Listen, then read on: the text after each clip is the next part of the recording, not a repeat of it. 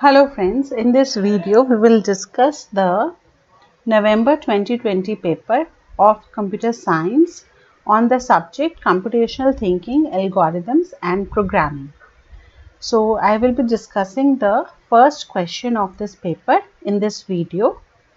So when we look at the first question, it contains several definitions of computer science. They have numbered them A to F and several definitions are written here. Then in the part A, they are asking that they have given 4 terms and they are asking which definition maps to which term.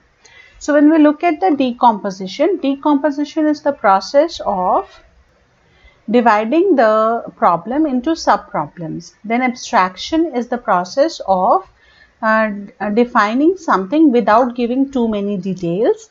And then input sanitization is cleaning up of the input so that it can be processed further.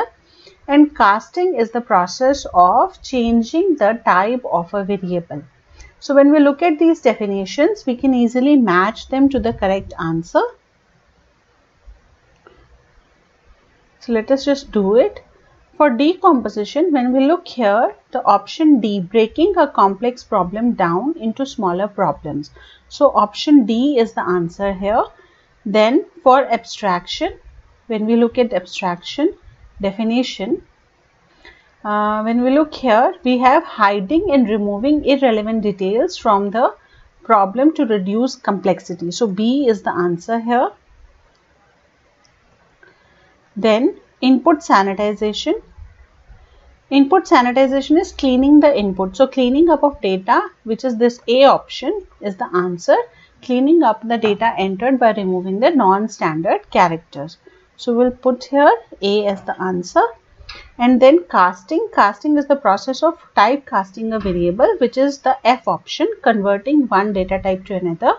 For example, converting an integer to a real number. So we have F option here as the answer. So now let us look at the next part of the same problem, which is the part B. When we look at the part B, they are just asking for the pseudo code for assigning the value of 7.3 to an identifier timer.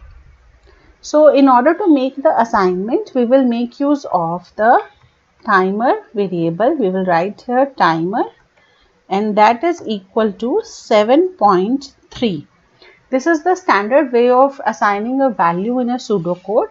If this was an algorithm, we would have put a colon in front of that equal to, but since this is a simple pseudocode, we will just write timer is equal to 7.3 as the value.